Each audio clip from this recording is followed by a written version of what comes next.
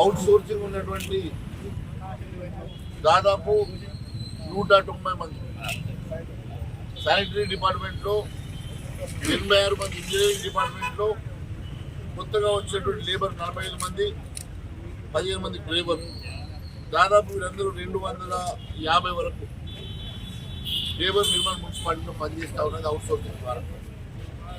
వీరిని రెగ్యులరైజ్ చేయకుండా కనీసం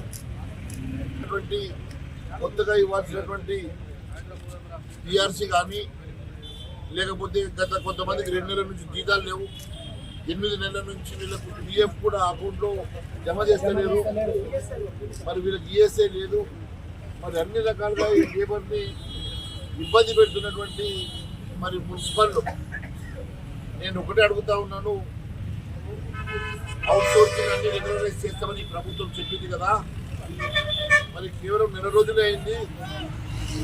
ఈ అంశాన్ని నేను ప్రభుత్వం దృష్టికి తీసుకెళ్తాను.